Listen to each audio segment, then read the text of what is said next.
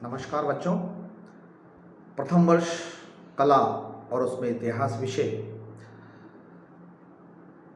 द्वितीय प्रश्न पत्र स्रोत के बारे में हम अध्ययन कर रहे थे। एक बार पुनः आपका स्वागत करता हूं। और पिछले अध्याय में मैंने आपको बताया था कि साहित्यिक और प्राथमिक स्रोत दो होते हैं और हम साहित्यिक स्रोतों की तरफ चल रहे थे। और धार्मिक ग्रंथ आरण्यक, ब्राह्मण, वेद, उपनिषद, पुराण, वेदांग, इन सब के बारे में आपको बताया था। और आज उन साहित्य के बारे में बताता हूँ। साहित्य में जिसको हम लौकिक साहित्य कहते हैं। लौकिक साहित्य का अर्थ ये हुआ कि प्राचीनतम भारत में लिखे गए ग्रंथ जो एक तरीके से प्राथमिक स्रोतों के आधार पर हैं और ये सारा साहित्य जो है धार्मिक विषयों को लेकर लिखा गया है। कथात्मक तथा मूल विषय ऐतिहासिक नहीं हो सकते इनके, लेकिन इन विषयों का प्रतिपादन राजनीति, व्याकरण, ज्योतिषी, नीतिशास्त्र आदि विषयों से है।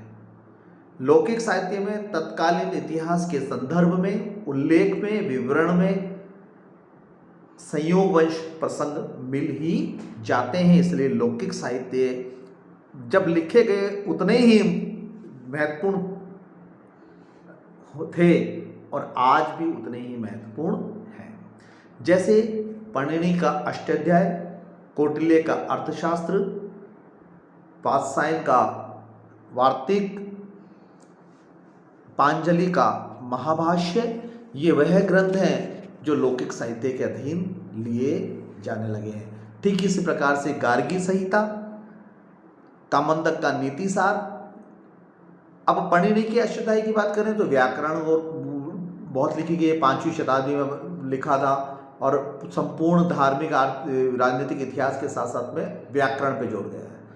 कौटिल्य का अर्थशास्त्र राजनीति शास्त्र का बहुत बड़ा है और नीति के ऊपर यानी एक प्रशासनिक नीति के ऊपर लिखा गया है। वात्स्यायन कात्यायन द्वारा जो अष्टाध्याय लिखा गया है वो 3री शताब्दी में लिखा गया है। पाणिनि का अष्टाध्याय और पांचजलि का महाभाष्य ये शुंग काल के विषय में जानकारी देता है। और इसी तरीके गार्गी संहिता जो लिखी गई है उसमें यवन आक्रमणों का वर्णन किया गया है। कामंदक नीतिसार जो है वो गुप्तकालीन रचना की गई है। इसी प्रकार से कालिदास की जो रचना है उसमें गुप्त साल का बन के गया है। मेगस्थनीज की विदेशी अब बात करेंगे अपन बाद में। विशाख दत्त की जो 6ठी शताब्दी में लिखा गया मुद्रा रक्षक को एक नाटक की भांति लिखा गया है और उसमें नंदराज की और उनकी जो है उन सब का वर्णन है। कालिदास के माल कागनात्र मित्र, कालिदास का ही रघुवंशम, कालिदास का ही देवी चंद्रगुप्तम, ये सब संस्कृत भाषा के ग्रंथ हैं जो तत्कालीन राजनीतिक स्थिति पे, तत्कालीन राजवंशों पर और तत्कालीन आर्थिक और सामाजिक स्थिति पे और अन्य राजाओं के साथ उनके किए गए युद्धों के संबंध में, संपर्कों के संबंध में ज्ञान देते हैं। सोमदेव का करा कथा सरित सागर और इसी प्रकार क्षेमेंद्र का बृहत कथा मंजरी भी बहुत इंपॉर्टेंट लिए जाते हैं। तो एक बार पुनः मैं बता रहा हूँ आपको, पाणिनि का अष्टाध्याय, कौटिल्य का अर्थशास्त्र, कात्यायन का अष्टाध्याय, गार्गी संहिता, कामंदिक नीतिसार जो है अनुमान गुप्तकालीन के अनुसार लिखा गया और इसी प्रकार विशाख दत्त का मुद्रा राक्षस, कालिदास के रघुवंशम, मालविकाग्निमित्रम, देवी चंद्रगुप्तम, सोमदेव का कथा सरित सागर, क्षेमेंद्र का बृहत कथा मंजरी बहुत इंपॉर्टेंट और लौकिक साहित्य में गिने जाते हैं। अब इसी के साथ में लौकिक साहित्य में के साथ साथ में हमने स्रोत के माध्यम से स्रोतों का अध्ययन करने के लिए जो एक और वही है वो है ऐतिहासिक साहित्य। अब ऐतिहासिक साहित्य क्या है? ऐतिहासिक साहित्य उन ग्रंथों को लिया जाता है जिसमें ऐतिहासिकता का तत्व प्रमुखता से निकल कर बाहर आता है। शुद्ध ऐतिहासिक की श्रेणी में आने वाला महत्वपूर्ण अगर ग्रंथ है तो जैसे बाणभट्ट का हरिश्चंद्र। ठीक इसी प्रकार से इतिहास पुराणों के वर्ग में अगर माने प्राचीन से लेकर 12वीं शताब्दी का अगर कश्मीर का इतिहास किसी में लिखा गया है तो वह इस ग्रंथ में कलण का राजतंगनी। पहला अगर देखा जाए तो कलण का राजतंगनी जो 12 शताब्दी तक का अध्ययन देता है।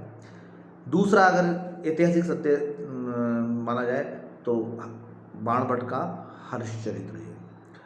बाणभट्ट के हरिश्चंद्र के बाद में अगर बात माने तो वाक प्रतिराज जो थे उनका गोडू जिसमें कन्नौज का वर्णन किया गया है। विलहन का विक्रमादेव चरित्र, पद्मगुप्त परिमल का नव संहार चरित्र, हेमचंद्र द्वारा लिखा गया कुमारपाल चरित्र जो 2 भाषाओं में लिखा गया, जैनक द्वारा पृथ्वीराज विजय, ये सब ऐतिहासिक साहित्य में आते हैं। अब हम उसके बाद में क्षेत्रीय भाषाओं का ले लेते हैं। पहले मैंने आपको लौकिक साहित्य बताया, फिर ऐतिहासिक साहित्य बताया, अब हम क्षेत्रीय भाषाओं के साहित्य के विभिन्न क्षेत्रीय भाषाओं में भी तमिल भाषा हुई हो, चाहे संस्कृत भाषा हुई हो, संगीत साहित्य जो हम संगम का इतिहास पढ़ते हैं दक्षिण भारत के इतिहास में, जो आपका द्वितीय वर्ष ऑनर्स और द्वितीय वर्ष उसमें आएगा, तो संगम काल के इतिहास में भी ये, और तमिल साहित्य के इसमें तेलुगु मलयालम की भाषा का और संस्कृत भाषा का भी उस वहाँ पर बहुत अधिक है। साथ ही साथ राजस्थानी भाषा में भी जो ग्रंथ लिखे गए, चाहे पृथ्वीराज के संबंध में लिखे गए हो या अन्य पृथ्वीराज रासो लिखा गया हो, या वो जो डिंगल भाषा में श्यामलदास के वीरोनोद लिखा गया हो, कन्नड़ भाषा में भी बहुत सारे ग्रंथ लिखे गए हैं। तो इन ग्रंथों की सूचियों के बारे में मैंने आपको बताया कि जिस तरीके से जैसे ही अपना ये साहित्यिक स्रोत पूरा होगा, मैं उन सारे ग्रंथों को आपको एक तरीके से PDF के माध्यम से एक सूची बनाऊंगा कागज में, उसका चित्र भेजकर आपको भेजा करूँगा। फिर आप अभी जो है एक तरीके से कमल नयन शर्मा जी की और KG शर्मा जी की पुस्तक है राजस्थान भारत का प्राचीन भारत का इतिहास, या शर्मा व्यास की किताब है प्राचीन भारत का इतिहास, उसका अध्ययन करके इन सारों को जान सकते हैं। तो आज हमने साहित्य के बारे में पढ़ा, जिसमें लौकिक साहित्य, ऐतिहासिक साहित्य और क्षेत्रीय भाषाओं के साहित्य के बारे में विशेष तौर पर अध्ययन किया गया।